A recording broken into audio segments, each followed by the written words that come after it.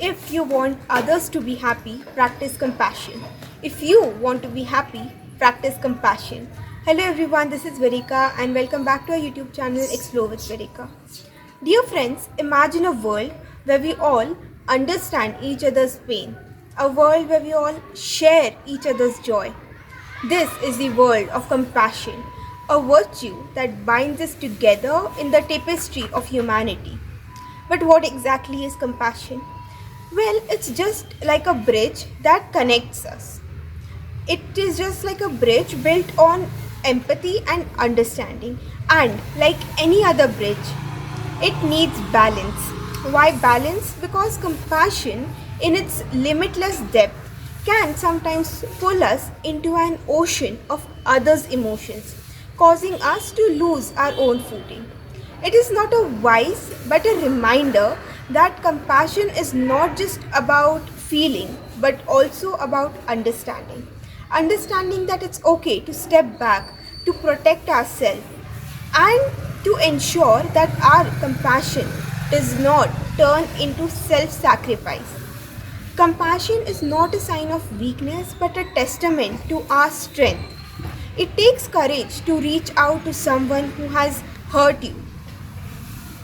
It's not about justifying their actions, but it's about showing them a different path, a path illuminated by kindness and understanding. It's not about enabling their behavior, but about showing them the possibility of change.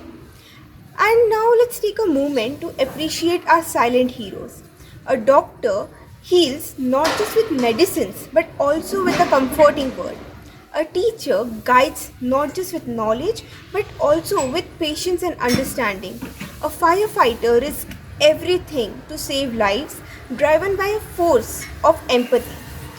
A social worker, a domestic helper, a barber, shoemaker, shopkeeper, each of them in their unique roles is a beacon of compassion, shows us that compassion can take many forms.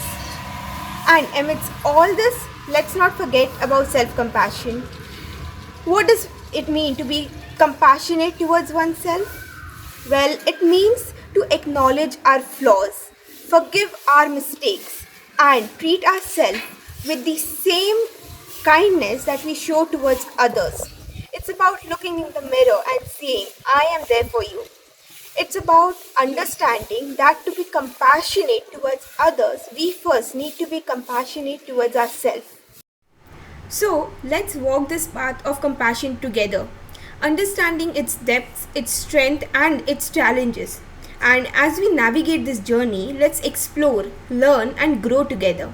I invite you to share your thoughts and experiences in the comments because compassion is not a solitary journey but a shared one.